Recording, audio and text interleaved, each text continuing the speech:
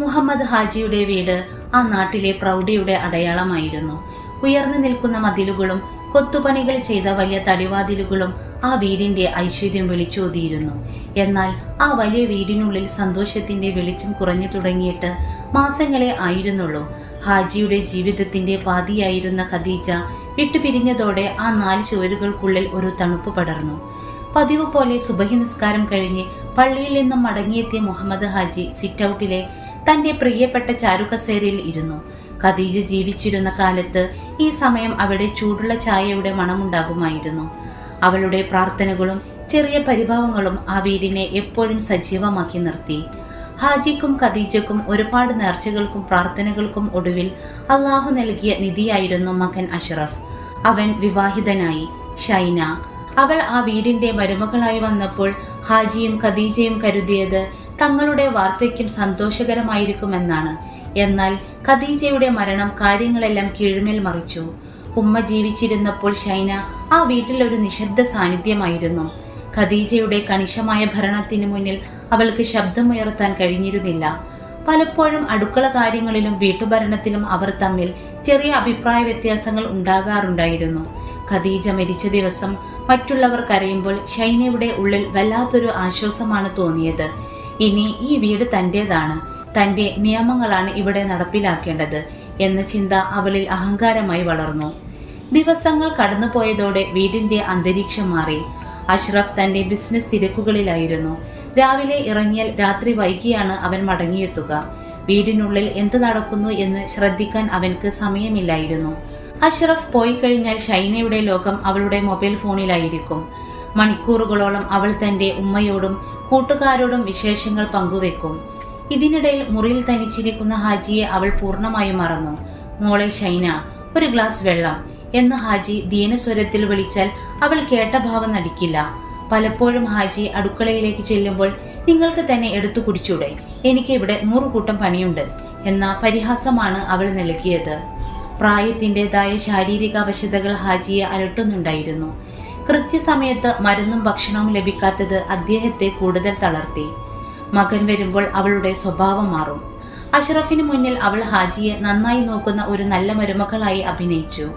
ഹാജിയാകട്ടെ തന്റെ മകന്റെ കുടുംബജീവിതം തകരരുത് എന്ന് കരുതി ഒന്നും പരാതിപ്പെട്ടതുമില്ല. ഷൈനയുടെ ഉള്ളിൽ ഹാജിയോടുള്ള വെറുപ്പ് ഓരോ ദിവസം കൂടി വന്നു. ഈ കിഴവൻ എന്ന് ഇവിടെ നിന്ന് ഒഴിവായി കിട്ടും എന്ന് ഒരു ദിവസം അവൾ തന്റെ ഉമ്മയോട് ഫോണിലൂടെ ചോദിക്കുന്നത് ഹാജി കേൾക്കാനിടയായി.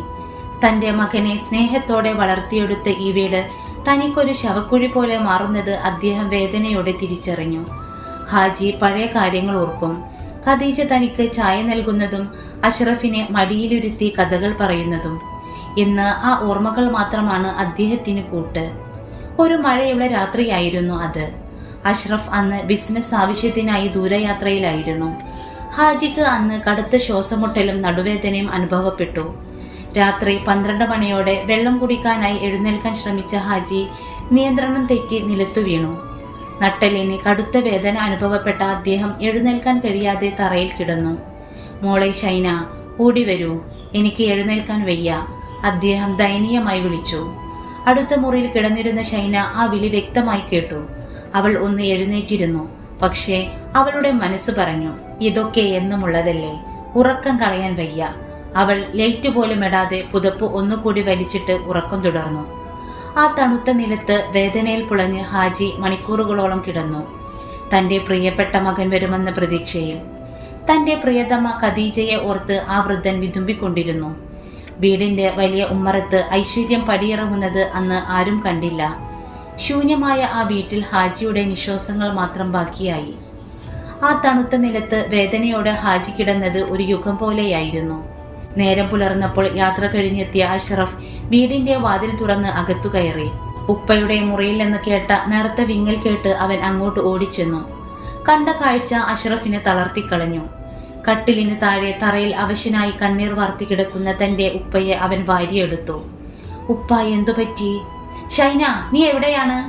അഷ്റഫിന്റെ നിലവിളി കേട്ടാണ് ഷൈന മുറിയിൽ നിന്ന് പുറത്തു വന്നത്. ഒന്നും അറിയാത്തവളെ പോലെ അവൾ കണ്ണുതിരുമ്മി അഷ്റഫിന് മുന്നിൽ നിന്നു. ഞാനൊന്നും അറിഞ്ഞില്ല അഷ്റഫ്, മരുന്നിന്റെ മയക്കത്തിലായിരിക്കും ഞാൻ ഉറങ്ങിപ്പോയത് എന്നവൾ നിസ്സാരമായി മറുപടി നൽകി. ഹാജിയെ ഉടനെ ഹോസ്പിറ്റലിൽ എത്തിച്ചു.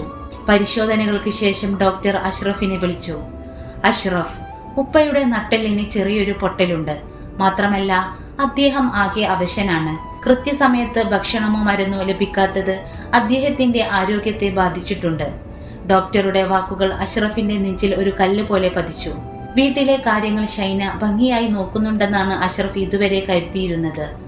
ഹോസ്പിറ്റലിൽ വെച്ച് ഹാജി തന്റെ മകന്റെ കൈപിടിച്ചു. അത്രയും കാലം ഉള്ളിൽ ഒളിപ്പിച്ചു വെച്ച സങ്കടങ്ങൾ ആ വൃദ്ധന്റെ കണ്ണീരോടെ പുറത്തു വന്നു. മോനെ, ഷൈനയ്ക്ക് എന്നെ ഇഷ്ടമല്ല. അവൾ എന്നെ നോക്കുന്നത് പോയിട്ട് ഒരു വാക്ക് മിണ്ടാൻ പോലും തയ്യാറല്ല. ഇന്നലെ രാത്രി ഞാൻ അവളെ പലതവണ വിളിച്ചു, പക്ഷേ അവൾ വന്നില്ല. ഉപ്പയുടെ വാക്കുകൾ കേട്ട് അഷ്റഫിന്റെ ഉള്ളിൽ ദേഷ്യം ഇരച്ചു കയറി. താൻ നെഞ്ചിലേറ്റിയ പെണ്ണാണോ ഇത്രയും ക്രൂരത കാണിക്കുന്നത്? തിരികെ വീട്ടിലെത്തിയ അവൻ ഷൈനയെ ചോദ്യം ചെയ്തു. എന്നാൽ അവൾ തന്റെ സ്ഥിരം അടവ് പുറത്തെടുത്തു. ഉപ്പ കള്ളം പറയുകയാണ് അഷ്റഫ്. ഞാൻ അദ്ദേഹത്തെ നന്നായി നോക്കുന്നുണ്ട്. ഇപ്പോൾ എല്ലാ കുറ്റവും എന്റെ തലയിലായില്ലേ? അവൾ കരഞ്ഞുകൊണ്ട് അഭിനയിച്ചു. പക്ഷേ ഇത്തവണ അഷ്റഫ് ആ അഭിനയത്തിൽ വീണില്ല. അവളുടെ കണ്ണുകളിൽ കാണുന്ന ആ നിസ്സംഗത അവന് മനസ്സിലായി. ഹാജിയെ വീട്ടിലേക്ക് കൊണ്ടുവന്നെങ്കിലും ഷൈനയുടെ സ്വഭാവത്തിൽ മാറ്റമൊന്നും ഉണ്ടായില്ല. ഹാജിക്കരികിലേക്ക് പോകാതെ അവൾ ദൂരെ മാറി നിന്നു. മുറിയിൽ തനിച്ചിരിക്കുന്ന ഹാജിക്ക് പലപ്പോഴും ദാഹിക്കുമ്പോൾ വെള്ളം പോലും കൊടുക്കാതെ അവൾ മുറി പുറത്തുനിന്ന് അടച്ചു. വീടിനുള്ളിൽ ഷൈനയുടെ ശബ്ദമുയർന്നു കേൾക്കുമ്പോൾ ഹാജി ഭയത്തോടെ പുതപ്പിനുള്ളിൽ ചുരുണ്ടുകൂടി. ഒരു വേലക്കാരനോടുള്ള പരിഗണന പോലും അവൾ ആ വീടിന്റെ കാരണവർക്ക് നൽകിയില്ല. അഷ്റഫിന് ഒരു കാര്യം മനസ്സിലായി. ഇനി ഷൈനയെ വിശ്വസിച്ച് ഉപ്പയെ ഏൽപ്പിക്കുന്നത് അപകടമാണെന്ന്. ഉപ്പയുടെ ആരോഗ്യം വീണ്ടെടുക്കാനും അദ്ദേഹത്തിന് മാനസികമായി കരുത്ത് നൽകാനും ഒരാളെ വേണമെന്ന് അവൻ തീരുമാനിച്ചു. അങ്ങനെയാണ് സാബിറ എന്ന പെൺകുട്ടി ആ വീട്ടിലേക്ക് വരുന്നത്. സാദാ വേഷം ധരിച്ച നിശബ്ദമായി സംസാരിക്കുന്ന ഒരു പാവപ്പെട്ട പെൺകുട്ടിയായിരുന്നു സാബിറ. സാബിറ, ഇത് എന്റെ ഉപ്പയാണ്. ഇദ്ദേഹത്തെ നോക്കുന്നതാണ് നിന്റെ ജോലി. അഷ്റഫ് അവളെ പരിചയപ്പെടുത്തി. സാബിറ ഹാജിയുടെ മുറിയിലേക്ക് ചെന്നു. മുറിയിലെ ദുർഗന്ധവും വൃത്തിഹീനമായ അവസ്ഥയും കണ്ടപ്പോൾ അവളുടെ കണ്ണുകൾ നിറഞ്ഞു. അവൾ ഉടനെ തന്നെ ആ മുറി വൃത്തിയാക്കി. ഹാജിയുടെ കൈപിടിച്ച് അവൾ പറഞ്ഞു, ഉപ്പ ഇനി വിഷമിക്കേണ്ട, ഞാൻ കൂടെയുണ്ട്. സാബിറയുടെ വരവ് ഷൈനയ്ക്ക് ഒട്ടും ദഹിച്ചില്ല. തന്റെ അധികാരത്തിന് മേൽ മറ്റൊരാൾ കടന്നു വന്നതുപോലെ അവൾക്ക് തോന്നി. ഇതൊരു ഹോസ്പിറ്റലൊന്നുമല്ല. വെറും ഒരു നഴ്സിനെ എന്തിനാണ് വീട്ടിൽ താമസിപ്പിക്കുന്നത്? അവൾ അഷ്റഫിനോട് തട്ടിക്കയറി. എന്നാൽ അഷ്റഫ് ഇത്തവണ വിട്ടുകൊടുത്തില്ല. എന്റെ ഉപ്പയെ നോക്കാൻ നിനക്ക് കഴിയില്ലെങ്കിൽ അത് ചെയ്യാൻ മറ്റൊരാൾ വേണം എന്ന് അവൻ കണിശമായി പറഞ്ഞു. സാബിറ ഹാജിക്ക് സമയത്തിന് ഭക്ഷണവും മരുന്നും നൽകി. അദ്ദേഹത്തിന്റെ മുടി ചീക്കിക്കൊടുത്തു. പഴയ കഥകൾ ചോദിച്ചറിഞ്ഞു. ഹാജിയുടെ മുഖത്ത് മാസങ്ങൾക്ക് ശേഷം ഒരു പുഞ്ചിരി വിരിഞ്ഞു. എന്നാൽ ഷൈന ആ പുഞ്ചിരിയെ വെറുത്തു. അടുക്കളയിൽ സാബിറ ഭക്ഷണം പാകം ചെയ്യുമ്പോൾ ഷൈന അവിടെ വന്ന് കുറ്റങ്ങൾ പറയാൻ തുടങ്ങി. സാബിറയെ അപമാനിക്കാനും വീട്ടിൽ നിന്ന് ഇറക്കിവിടാനും അവൾ പല വഴികളും നോക്കി. വീടിനുള്ളിൽ ഇപ്പോൾ ഒരു വശത്ത് സാബിറയുടെ സ്നേഹവും മറുവശത്ത് ഷൈനയുടെ പകയും തമ്മിലുള്ള നിശബ്ദമായ യുദ്ധം നടക്കുകയായിരുന്നു. അഷ്റഫ് ആകട്ടെ തന്റെ ഉപ്പയുടെ മുഖത്തെ ആശ്വാസം കണ്ട് സമാധാനിച്ചെങ്കിലും ഷൈനയുടെ അടുത്ത നീക്കം എന്തായിരിക്കുമെന്ന് അവന് അറിയില്ലായിരുന്നു. സാബിറയുടെ വരവോടെ ആ വീടിന്റെ അന്തരീക്ഷമാകെ മാറി തുടങ്ങി. അടച്ചു പൂട്ടിയിരുന്ന ജനാലകൾ തുറക്കപ്പെട്ടു. മുറികളിൽ പ്രകാശവും ശുദ്ധവായുവും നിറഞ്ഞു. ഹാജിക്ക് ഇപ്പോൾ താൻ ഒറ്റയ്ക്കല്ലെന്ന തോന്നൽ വന്നു തുടങ്ങി. സാബിറ വെറുമൊരു നഴ്സായിട്ടല്ല, മറിച്ച് ഒരു മകളായിട്ടാണ് അദ്ദേഹത്തെ പരിചരിച്ചത്. ഹാജിക്ക് തന്റെ പ്രിയപ്പെട്ട ഖദീജയെ സാബിറയിൽ കാണാൻ കഴിഞ്ഞു. എന്നാൽ വീടിനുള്ളിൽ നടക്കുന്ന ഈ മാറ്റങ്ങൾ ഷൈനയെ വല്ലാതെ അസ്വസ്ഥയാക്കി. ഷൈനയുടെ കണ്ണുകളിൽ പകയും അസൂയയും നിറഞ്ഞു. ഇവൾ ഈ വീടിന്റെ ഐശ്വര്യം കളയാൻ വന്നവളാണ് എന്ന് അവൾ അഷ്റഫിനോട് എപ്പോഴും പരാതിപ്പെട്ടുകൊണ്ടിരുന്നു. സാബിറ ഹാജിക്ക് നൽകുന്ന സ്നേഹത്തെ അധികാരത്തിന് വേണ്ടിയുള്ള അഭിനയം എന്നാണ് ഷൈന വിശേഷിപ്പിച്ചത്. ഒരിക്കൽ ഹാജിക്ക് ചായ നൽകാൻ പോയ സാബിറയുടെ കയ്യിൽ നിന്ന് ഷൈന ഗ്ലാസ് തട്ടിത്തെറിപ്പിച്ചു. നീ ഇവിടെ വേലക്കാരിയാണ്, അധികം അധികാരം കാണിക്കാൻ വരേണ്ട എന്ന് അവൾ ആക്രോശിച്ചു. സാബിറ ഒന്നും മിണ്ടാതെ നിലത്ത് വീണ ഗ്ലാസ് കഷ്ണങ്ങൾ പെറുക്കിയെടുത്തു. ആ കാഴ്ച കണ്ടുനിന്ന ഹാജിയുടെ കണ്ണുകൾ നിറഞ്ഞു. അഷ്റഫ് വീടിനുള്ളിലെ ഈ മാറ്റങ്ങൾ സൂക്ഷ്മമായി ശ്രദ്ധിക്കുന്നുണ്ടായിരുന്നു. പണ്ട് ഷൈന ഉപ്പയോട് കാണിച്ച ക്രൂരതകളും ഇപ്പോൾ സാബിറ കാണിക്കുന്ന അമിതമായ കരുണയും അവന്റെ മനസ്സിൽ വലിയൊരു സംഘർഷം സൃഷ്ടിച്ചു. പലപ്പോഴും ജോലി കഴിഞ്ഞു വരുമ്പോൾ ഹാജിയും സാബിറയും പഴയ കഥകൾ പറഞ്ഞു ചിരിക്കുന്നത് അഷ്റഫ് നോക്കി നിൽക്കും. താൻ ഷൈനയിൽ നിന്ന് ആഗ്രഹിച്ച സ്നേഹമായിരുന്നു അത്. തന്റെ ഉപ്പയെ ഇത്രയും സന്തോഷവാനായി കണ്ടപ്പോൾ അഷ്റഫിന്റെ ഉള്ളിൽ സാബിറയോടുള്ള ബഹുമാനം കൂടി വന്നു. ഒരു ദിവസം ഷൈനയുടെ ദേഷ്യം പരിധി വിട്ടു. അഷ്റഫ് ഇല്ലാത്ത ഒരു ഉച്ച സമയം സാബിറ ഹാജിക്ക് മരുന്ന് കൊടുക്കുമ്പോൾ ഷൈന അവിടേക്ക് ഇരച്ചു കയറി. നീ ഈ വീട്ടിൽ വന്ന ശേഷം അഷ്റഫ് എന്നെ ശ്രദ്ധിക്കുന്നില്ല. നിന്നെ ഇവിടുന്ന് ഇറക്കി വിട്ടിട്ടേ എനിക്ക് ഇനി സമാധാനമുള്ളൂ എന്ന് പറഞ്ഞ് ഷൈന സാബിറയുടെ മുടിക്ക് പിടിച്ചു തള്ളി. ഇത് കണ്ട ഹാജി എഴുന്നേൽക്കാൻ ശ്രമിച്ചെങ്കിലും തളർന്നു വീണു. കരഞ്ഞുകൊണ്ട് സാബിറ മുറിയിൽ നിന്ന് പുറത്തേക്കൂടി. അന്ന് വൈകിട്ട് വീട്ടിലെത്തിയ അഷ്റഫ് കണ്ടത് കരഞ്ഞു തളർന്നിരിക്കുന്ന സാബിറയെയും അവശനായ ഹാജിയെയുമാണ്. കാര്യങ്ങൾ അറിഞ്ഞ അഷ്റഫിന്റെ ക്ഷമ നശിച്ചു. അവൻ ഷൈനയുടെ അടുത്തേക്ക് ചെന്നു. നീ ഈ കാണിക്കുന്നത് സ്നേഹമല്ല, വെറും അഹങ്കാരമാണ്. എന്റെ ഉപ്പയെ സ്നേഹിക്കാൻ നിനക്ക് കഴിയില്ലെങ്കിൽ നിനക്ക് ഈ വീട്ടിൽ സ്ഥാനമില്ല. അഷ്റഫിന്റെ ഈ വാക്കുകൾ ഷൈനയെ ഞെട്ടിച്ചു. അവൾ ഒരിക്കലും കരുതിയിരുന്നില്ല അഷ്റഫ് തനിക്കെതിരെ ശബ്ദമുയർത്തുമെന്ന്. ദിവസങ്ങൾ കടന്നുപോയി. ഹാജിക്ക് ഒരു കാര്യം മനസ്സിലായി. അഷ്റഫിന്റെ ജീവിതത്തിൽ ഷൈന ഒരു തണലല്ല, മറിച്ച് ഒരു ഭാരമാണെന്ന്. ഹാജി അഷ്റഫിനെ അരികിൽ വിളിച്ചു. മോനെ, ഈ വീടിനും നിനക്കും ഇനി ഒരു താങ്ങു വേണം. സാബിറയെ പോലെ ഒരാൾ ഈ വീട്ടിൽ മരുമകളായി വന്നിരുന്നെങ്കിൽ എന്ന് ഞാൻ ആഗ്രഹിക്കുന്നു. ഹാജിയുടെ ഈ നിർദ്ദേശം അഷ്റഫിനെ ഇരുത്തി ചിന്തിപ്പിച്ചു. തന്റെ ജീവിതത്തിലെ സമാധാനം നഷ്ടപ്പെടുത്തിയ ഷൈനയോടുള്ള ബന്ധം അവനെ മടുത്തിരുന്നു. അതേസമയം ഷൈന തന്റെ പിണക്കവുമായി സ്വന്തം വീട്ടിലേക്ക് പോയി. അഷ്റഫ് വന്ന് തന്നെ തിരികെ വിളിക്കുമെന്നും അപ്പോൾ താൻ പറയുന്ന നിബന്ധനകൾ അവൻ കേൾക്കുമെന്നും അവൾ വിശ്വസിച്ചു. എന്നാൽ അഷ്റഫിന്റെ തീരുമാനം മറ്റൊന്നായിരുന്നു. ഹാജിയുടെ ആഗ്രഹപ്രകാരം അവൻ സാബിറയെ വിവാഹം കഴിക്കാൻ തീരുമാനിച്ചു. അതൊരു വലിയ ആർഭാടമില്ലാത്ത ചടങ്ങായിരുന്നു. ഹാജിയുടെ സാന്നിധ്യത്തിൽ അവർ ഒന്നായി. വിവാഹശേഷം ഹാജി ഒരു പ്രധാന തീരുമാനമെടുത്തു. അദ്ദേഹം ഒരു വക്കീലിനെ വിളിച്ചു വരുത്തി. ആ വലിയ വീടും തന്റെ ബാക്കിയുള്ള സ്വത്തുക്കളും അദ്ദേഹം സാബിറയുടെ പേരിലേക്ക് മാറ്റി. ഇത് നിനക്കുള്ള പ്രതിഫലമല്ല മോളെ. എന്റെ മകനെയും ഈ വീടിനെയും നീ നന്നായി നോക്കുമെന്ന് എന്റെ വിശ്വാസമാണ് എന്ന് അദ്ദേഹം വിറക്കുന്ന കൈകളോടെ ആധാരത്തിൽ ഒപ്പിട്ടുകൊണ്ട് പറഞ്ഞു. തന്റെ അധികാരം നഷ്ടപ്പെട്ടുവെന്ന വാർത്ത അറിഞ്ഞ ഷൈന സ്തബ്ധയായി പോയി. താൻ ഭരിക്കുമെന്ന് കരുതിയ വീട് ഇന്ന് താൻ വെറുത്ത പെൺകുട്ടിയുടേതായി മാറിയിരിക്കുന്നു. അഹങ്കാരം കൊണ്ട് നേടിയതൊന്നും ശാശ്വതമല്ലെന്ന് അവൾ തിരിച്ചറിഞ്ഞു തുടങ്ങുകയായിരുന്നു. എന്നാൽ അപ്പോഴും അവളുടെ മനസ്സിൽ പക ബാക്കിയുണ്ടായിരുന്നു. ആ വീട് വീണ്ടും നിശബ്ദമായി. മുഹമ്മദ് ഹാജിയുടെ വിയോഗം ആ വീടിനെ വീണ്ടും നിശബ്ദമാക്കി. തന്റെ ജീവിതത്തിന്റെ അവസാന നാളുകളിൽ സന്തോഷവും സമാധാനവും നൽകിയ സാബിറയുടെ കൈകളിൽ പിടിച്ചുകൊണ്ടാണ് അദ്ദേഹം ഈ ലോകത്തോട് വിട പറഞ്ഞത്. ഹാജിയുടെ മരണം അഷ്റഫിനെ വല്ലാതെ തളർത്തി. ഉപ്പ മരിച്ചതോടെ ആ വീടിന്റെ കാവൽക്കാരൻ ഇല്ലാതായതുപോലെ അവന് തോന്നി. എന്നാൽ സാബിറ അവന് തണലായി കൂടെ നിന്നു. ഹാജി തന്റെ സ്വത്തുക്കൾ മുഴുവൻ സാബിറയുടെ പേരിലാക്കിയത് വെറുതെയല്ലെന്ന് അഷ്റഫ് തിരിച്ചറിഞ്ഞു. ആ വീടിന്റെ ഐശ്വര്യം നിലനിർത്താൻ അവൾക്കേ കഴിയൂ എന്ന് ആ വൃദ്ധൻ മുൻകൂട്ടി കണ്ടിരുന്നു. അതേസമയം തന്റെ സ്വന്തം വീട്ടിൽ കഴിഞ്ഞിരുന്ന ഷൈനയുടെ അവസ്ഥ തീർത്തും ദയനീയമായിരുന്നു. അഷ്റഫ് തന്നെ വന്ന് വിളിക്കുമെന്നും പഴയതുപോലെ ആ വീട്ടിൽ അധികാരം സ്ഥാപിക്കാമെന്നും കരുതിയ ഷൈനയുടെ കണക്കുകൂട്ടലുകൾ തെറ്റിപ്പോയി. ഹാജി മരിച്ച വാർത്ത അറിഞ്ഞപ്പോൾ അവൾക്ക് ആ വീട്ടിലേക്ക് പോകാൻ തോന്നിയില്ല. തന്റെ അഹങ്കാരം കൊണ്ട് ഉപ്പയെ എത്രത്തോളം വേദനിപ്പിച്ചു എന്ന ചിന്ത അവളെ വേട്ടയാടാൻ തുടങ്ങി. രാത്രികളിൽ ഉറങ്ങാൻ കണ്ണടക്കുമ്പോൾ ഹാജി നിലത്തു വീണ് കിടന്ന ദൃശ്യവും അദ്ദേഹത്തിന്റെ ദയനീയമായ വിളിയും ഷൈനയുടെ കാതുകളിൽ മുഴങ്ങിക്കൊണ്ടിരുന്നു. സ്വന്തം വീട്ടുകാരുടെ മനോഭാവത്തിലും മാറ്റം വന്നു തുടങ്ങി. തുടക്കത്തിൽ ഷൈനയെ പിന്തുണച്ചിരുന്ന ഉമ്മയും സഹോദരങ്ങളും ഇപ്പോൾ അവളെ ഒരു ഭാരമായി കാണാൻ തുടങ്ങി. നീ എന്തിനാണ് അവിടുന്ന് ഇറങ്ങിപ്പോന്നത്? നിന്റെ പിടിവാശി കാരണമാണ് ഇന്ന് ആ നഴ്സ് അവിടെ ഭരിക്കുന്നത് എന്ന് സഹോദരൻ കുറ്റപ്പെടുത്താൻ തുടങ്ങി. അഷ്റഫ് ആ നഴ്സിനെ വിവാഹം കഴിച്ചുവെന്നും അവന് ഇപ്പോൾ ഒരു കുഞ്ഞ് ജനിക്കാൻ പോകുന്നുവെന്നും അറിഞ്ഞതോടെ ഷൈനയുടെ ഉള്ളിലെ അവസാന പ്രതീക്ഷയും അസ്തമിച്ചു. താൻ രാജകുമാരിയെ പോലെ വാണ വീട് ഇന്ന് തനിക്ക് അന്യമായിരിക്കുന്നു. ഭക്ഷണം കഴിക്കുമ്പോഴോ വെള്ളം കുടിക്കുമ്പോഴോ ഹാജിക്ക് താൻ നൽകാതിരുന്ന പരിഗണനകൾ ഷൈനയെ നീറ്റാൻ തുടങ്ങി. പശ്ചാത്താപം ഒരു തീയായി അവളുടെ ഉള്ളിൽ കത്തുകയായിരുന്നു. ഇതിനിടയിലാണ് അവൾ ഒരു ബന്ധുവിൽ നിന്ന് ഒരു വാർത്ത അറിയുന്നത്. ഹാജി തന്റെ സ്വത്തൊന്നും അഷ്റഫിന് പോലും കൊടുക്കാതെ സാബിറയുടെ പേരിലാണ് എഴുതിയതെന്ന്. ആദ്യം അവൾക്ക് സാബിറയോട് ദേഷ്യം തോന്നിയെങ്കിലും പിന്നീട് ചിന്തിച്ചപ്പോൾ ഹാജി ചെയ്തത് ശരിയാണെന്ന് അവൾക്ക് തോന്നി തുടങ്ങി. സ്നേഹം നൽകാത്ത എനിക്ക് സ്വത്തിന് എന്ത് അവകാശമാണുള്ളത്? അവൾ കണ്ണീരോടെ സ്വയം ചോദിച്ചു. മാനസികമായ തകർച്ചയിൽ നിന്ന് രക്ഷപ്പെടാൻ ഷൈന ഒരു വഴി കണ്ടെത്തി. തന്റെ പാപങ്ങൾക്ക് പരിഹാരമായി അവൾ അടുത്തുള്ള ഒരു അനാഥാലയത്തിലും വൃദ്ധസദനത്തിലും പോയി സേവനം ചെയ്യാൻ തീരുമാനിച്ചു. അവിടെയുള്ള ഓരോ വൃദ്ധരിലും അവൾ തന്റെ ഉപ്പയെ കണ്ടു. അവർക്ക് ഭക്ഷണം വാരിക്കൊടുത്തും മരുന്നുകൾ കൃത്യസമയത്ത് നൽകിയും അവൾ സ്വയം ശിക്ഷിച്ചു. പഴയ ഷൈന മരിക്കുകയായിരുന്നു. പകരം സ്നേഹവും കരുണയുമുള്ള ഒരു പുതിയ സ്ത്രീ ജനിച്ചു.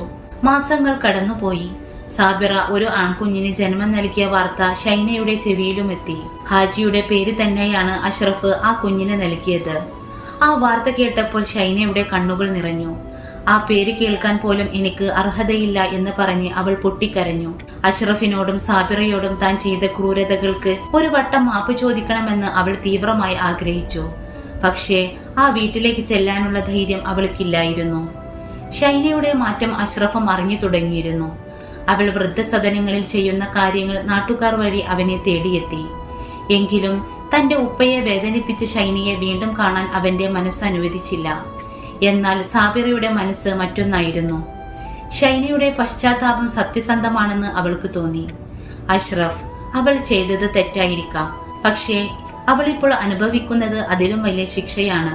നമുക്ക് അവളെ ഒന്ന് പോയി കണ്ടാലോ എന്ന് സാബിറ ചോദിച്ചപ്പോൾ അഷ്റഫ് നിശബ്ദനായി. ഒരു വൈകുന്നേരം ആകാശത്ത് മഴമേഘങ്ങൾ ഉരുണ്ടുകൂടിയ സമയം. ഷൈന തന്റെ വീടിന്റെ ജനാലക്കിൽ ഇരുന്ന് ഹാജിയുടെ വീടിന്റെ ഭാഗത്തേക്ക് നോക്കി. അവളുടെ ഉള്ളിൽ ഒരു ഉറച്ച തീരുമാനമുണ്ടായിരുന്നു. ഇനി അധികകാലം ഈ കുറ്റബോധവുമായി ജീവിക്കാൻ വയ്യ. അഷ്റഫിന്റെ കാലു പിടിച്ചാണെങ്കിലും ഒന്ന് മാപ്പ് പറയണം. മരിക്കുമ്പോൾ തന്റെ മനസ്സിന് സമാധാനം വേണം. ഒരു ചെറിയ പൊതിയുമായി അവൾ പടിയിറങ്ങി. ആ പൊതിയിൽ താൻ ഹാജിക്ക് നൽകാതെ പോയ സ്നേഹത്തിന്റെ പ്രതീകമായി കുറച്ച് പഴങ്ങളും മരുന്നുകളും ഉണ്ടായിരുന്നു. വീണ്ടും ആ വലിയ വീടിന്റെ മുറ്റത്ത് ഷൈന എത്തി. കാലുകൾ വിറക്കുന്നുണ്ടായിരുന്നു. വർഷങ്ങൾക്ക് മുമ്പ് താൻ അഹങ്കാരത്തോടെ ഇറങ്ങിപ്പോയ അതേ പടിവാതിൽ. അവൾ മെല്ലെ കോളിംഗ് ബെല്ലിൽ വിരലമർത്തി. വാതിൽ തുറന്നത് സാബിറയായിരുന്നു. ഇരുവരും മുഖത്തോട് മുഖം നോക്കി നിന്നു. സാബിറയുടെ കണ്ണുകളിൽ പഴയ പകയുണ്ടായിരുന്നില്ല. പകരം ഒരുതരം ശാന്തതയായിരുന്നു. ഷൈനയുടെ കണ്ണുകളിൽ നിന്ന് കണ്ണീർ ധാരധാരയായി ഒഴുകി. വാക്കുകൾ പുറത്തു വരാതെ അവൾ സാബിറയുടെ കൈകളിൽ മുറുകെ പിടിച്ചു. പഴയ അഹങ്കാരമെല്ലാം പടിയിറങ്ങിയ, കണ്ണുകളിൽ കുറ്റബോധം മാത്രം ബാക്കിയായ ഒരു സ്ത്രീയാണ് തനിക്ക് മുന്നിൽ നിൽക്കുന്നതെന്ന് സാബിറക്ക് മനസ്സിലായി. ഷൈന ഒന്നും മിണ്ടിയില്ല. അവൾ സാബിറയുടെ കൈകളിൽ മുറുകെ പിടിച്ചു പൊട്ടിക്കരഞ്ഞു. ആ കണ്ണീരിൽ വർഷങ്ങളായി ഉള്ളിൽ കൊണ്ടു നടന്ന പാപഭാരമെല്ലാം അലിഞ്ഞില്ലാതാവുകയായിരുന്നു. ശബ്ദം കേട്ട് അകത്തു നിന്ന് അഷ്റഫ് പുറത്തേക്ക് വന്നു. ഷൈനയെ കണ്ടതും അവന്റെ മുഖത്ത് പഴയ കൈപ്പേറിയ ഓർമ്മകൾ മിന്നിമറഞ്ഞു. തന്റെ ഉപ്പയുടെ കണ്ണീരും ഷൈനയുടെ അവഗണനയും അഷ്റഫിന്റെ മനസ്സിൽ ഒരു മുറിവായി എന്നും ബാക്കിയുണ്ട്. എന്നാൽ സാബിറ അവനെ തടഞ്ഞു. അഷ്റഫ്, കഴിഞ്ഞത് കഴിഞ്ഞു. പശ്ചാത്തപിക്കുന്ന മനസ്സിനോളം വലിയ പുണ്യം മറ്റൊന്നുമില്ല. അവരെ അകത്തേക്ക് വിടൂ. സാബിറയുടെ വാക്കുകൾ കേട്ട് അഷ്റഫ് ഒരു നെടുവീർപ്പോടെ മാറി നിന്നു. ഷൈന വീടിനകത്തേക്ക് കാലെടുത്തു വെച്ചു. ഐശ്വര്യം തുളുമ്പുന്ന ആ ഉമ്മറത്ത് ഇപ്പോഴും തന്റെ ഉപ്പയുടെ ഗന്ധമുണ്ടെന്ന് അവൾക്ക് തോന്നി. ഉപ്പയുടെ ആ ശാന്തമായ മുഖമോർത്ത് അവൾ ഒരുപാട് നേരം കരഞ്ഞു. ഉപ്പ എന്നോട് പൊറുക്കണേ, അവൾ വിതുമ്പിക്കൊണ്ടിരുന്നു. ആ വലിയ വീട് വീണ്ടും നിശബ്ദമായെങ്കിലും ഇത്തവണ അത് സങ്കടത്തിൻ്റെതല്ല, ഒരു വലിയ വീണ്ടെടുപ്പിൻ്റെതായിരുന്നു. ആ സമയത്താണ് 5 വയസ്സുകാരനായ ഒരു കൊച്ചുബാലൻ അങ്ങോട്ടേക്ക് ഓടി വന്നത്. ഉമ്മച്ചി, ഇതാരാ എന്ന് അവൻ സാബിറയോട് ചോദിച്ചു. അഷ്റഫ് ആ കുഞ്ഞിനെ എടുത്തുയർത്തി ഷൈനയ്ക്ക് മുന്നിൽ നിർത്തി. ഇതാണ് മുഹമ്മദ്, ഉപ്പയുടെ അതേ പേര്. ആ പേര് കേട്ടപ്പോൾ ഷൈനയുടെ ഹൃദയം ഒന്ന് പിടഞ്ഞു. താൻ ഒരിക്കൽ പോലും ബഹുമാനിക്കാത്ത ആ പേര് ഇന്ന് ആ വീട്ടിൽ വീണ്ടും മുഴങ്ങുന്നു. അവൾ ആ കുഞ്ഞിനെ കെട്ടിപ്പിടിച്ചു ചുംബിച്ചു. ആ കുഞ്ഞിന്റെ സ്പർശനത്തിൽ തന്റെ പാപങ്ങളെല്ലാം കഴുകിപ്പോകുന്നതായി അവൾക്ക് തോന്നി. അന്ന് വൈകുന്നേരം അവർ മൂവരും ഉമ്മറത്ത് ഒത്തുചേർന്നു. ഷൈന മെല്ലെ സംസാരിച്ചു തുടങ്ങി. എനിക്ക് ഈ വീട്ടിലെ അവകാശങ്ങളൊന്നും വേണ്ട അഷ്റഫ്. ഞാൻ ചെയ്ത ക്രൂരതകൾക്ക് പകരമായി എനിക്ക് ഈ വീടിന്റെ ഒരു കോണിൽ കിടക്കാൻ ഒരിടം തന്നാൽ മതി. വേലക്കാരിയായിട്ടോ മറ്റാരെങ്കിലുമായിട്ടോ ഇവിടെ കഴിയാൻ ഞാൻ തയ്യാറാണ്. ഷൈനയുടെ വാക്കുകളിൽ സത്യസന്ധതയുണ്ടായിരുന്നു. സാബിറ അവളുടെ കൈ പിടിച്ചു. ഷൈന, നിങ്ങൾ ഈ വീടിന്റെ ആദ്യത്തെ മരുമകളാണ്. ആ സ്ഥാനം ആർക്കും തട്ടിയെടുക്കാൻ കഴിയില്ല. ഉപ്പ ഈ സ്വത്തെല്ലാം എന്റെ പേരിൽ എഴുതിയത് മറ്റാരോടും ദേഷ്യമുണ്ടായിട്ടല്ല, മറിച്ച് ഈ വീട് തകരാതിരിക്കാനാണ്. ഇപ്പോൾ നിങ്ങൾ വന്നതോടെ ഈ വീട് പൂർണ്ണമായിരിക്കുന്നു. സാബിറയുടെ വിശാലമായ മനസ്സ് കണ്ട് ഷൈന അത്ഭുതപ്പെട്ടു പോയി. താൻ വെറുത്ത പെൺകുട്ടി ഇന്ന് തനിക്ക് തണലായി നിൽക്കുന്നു. അഷ്റഫ് അപ്പോൾ ഒരു കാര്യം പറഞ്ഞു. ഈ വീട്ടിൽ ആർക്കും അധികാരമില്ല ഷൈന, ഉത്തരവാദിത്തങ്ങൾ മാത്രമേയുള്ളൂ. നമുക്ക് ഒരുമിച്ച് ഈ കുഞ്ഞിനെ വളർത്താം. ഉപ്പ ആഗ്രഹിച്ചതുപോലെ ഈ വീട് സ്നേഹത്തിന്റെ തണലാകട്ടെ. അഷ്റഫിന്റെ വാക്കുകൾ ആ കുടുംബത്തിൽ പുതിയൊരു പ്രകാശം പകർന്നു. പിന്നീടുള്ള ദിവസങ്ങളിൽ ആ വീട്ടിൽ വിസ്മയിപ്പിക്കുന്ന മാറ്റങ്ങളാണ് കണ്ടത്. ഷൈനയും സാബിറയും സഹോദരിമാരെ പോലെ വീട്ടുപണികൾ പങ്കിട്ടു. ഷൈന അനാഥാലയങ്ങളിൽ പോയി ചെയ്തിരുന്ന സേവനങ്ങൾ തുടർന്നു. സാബിറയാകട്ടെ ഷൈനയെ എല്ലാ കാര്യങ്ങളിലും ബഹുമാനത്തോടെ കൂടെ നിർത്തി. കുഞ്ഞു മുഹമ്മദിന് ഇപ്പോൾ 2 ഉമ്മമാരാണ്. മുഹമ്മദ് ഷൈനയുടെ മടിയിൽ കിടന്ന് കഥകൾ കേൾക്കാൻ തുടങ്ങി. നാട്ടുകാർ അറിഞ്ഞു ആ വലിയ വീട്ടിൽ തർക്കങ്ങൾ അവസാനിച്ചുവെന്ന്. അഹങ്കാരം കൊണ്ട് തകർന്ന ഒരു ബന്ധം പശ്ചാത്താപം കൊണ്ട് വിളക്കി ചേർക്കപ്പെട്ടിരിക്കുന്നു. പണ്ട് നിശബ്ദതയും കണ്ണീരും നിറഞ്ഞ ആ മുറികളിൽ ഇപ്പോൾ കുഞ്ഞു മുഹമ്മദിന്റെ ചിരി മുഴങ്ങുന്നു. ഒരു വെള്ളിയാഴ്ച ദിവസം അവർ മൂവരും കൂടി ഹാജിയുടെ ഖബറിനരികിൽ പോയി പ്രാർത്ഥിച്ചു. മടങ്ങുമ്പോൾ അസ്തമയ സൂര്യന്റെ ചുവന്ന വെളിച്ചം ആ വീടിന് മുകളിൽ പടർന്നു കിടക്കുന്നുണ്ടായിരുന്നു. ഷൈന അഷ്റഫിന്റെയും സാബിറയുടെയും മുഖത്തേക്ക് നോക്കി പുഞ്ചിരിച്ചു. അവളുടെ ഉള്ളിലെ ഇരുട്ട് പൂർണ്ണമായി നീങ്ങിയിരുന്നു. തോൽവികളോ വിജയങ്ങളോ ഇല്ലാത്ത, മനുഷ്യത്വം മാത്രം ജയിച്ച ഒരു പുതിയ പുലരി അവിടെ വിരിയുകയായിരുന്നു. പ്രിയമുള്ളവരെ, അഹങ്കാരം കൊണ്ടും അധികാരം കൊണ്ടും നാം നേടിയെടുക്കുന്നതൊന്നും ശാശ്വതമല്ലെന്ന് ഈ കഥ നമ്മെ ഓർമ്മിപ്പിക്കുന്നു. സ്വന്തം മാതാപിതാക്കളെ ഒരു ഭാരമായി കാണുന്നവർ ഒന്നോർക്കുക. കാലം നമുക്കായി കാത്തുവെച്ചിരിക്കുന്നതും ഇതേ നാളുകൾ തന്നെയാണ്. ഷൈനക്ക് തന്റെ തെറ്റുകൾ തിരുത്താൻ ഒരു അവസരം ലഭിച്ചു. പക്ഷേ എല്ലാവർക്കും ജീവിതത്തിൽ അങ്ങനെയൊരു 2ാം അവസരം ലഭിക്കണമെന്നില്ല. സ്നേഹിക്കാൻ വൈകിപ്പോകരുത്. മാപ്പ് ചോദിക്കാൻ മടിക്കരുത്. അധികാരത്തേക്കാൾ വലുത് മനുഷ്യത്വമാണെന്നും വിട്ടുവീഴ്ചകളാണ് കുടുംബത്തിന്റെ ഐശ്വര്യമെന്നും തിരിച്ചറിയുന്നിടത്താണ് യഥാർത്ഥ സന്തോഷം തുടങ്ങുന്നത്. സ്നേഹം മാത്രം വിതക്കുക, സ്നേഹം മാത്രം കൊയ്യുക. ഈ കൊച്ചുകഥ നിങ്ങൾക്കും പ്രിയപ്പെട്ടതായെങ്കിൽ നിങ്ങളുടെ അഭിപ്രായങ്ങൾ താഴെ രേഖപ്പെടുത്തുക. മറ്റൊരു ഹൃദയസ്പർശിയായ കഥയുമായി വീണ്ടും കാണാം. അതുവരേക്കും നന്ദി, നമസ്കാരം.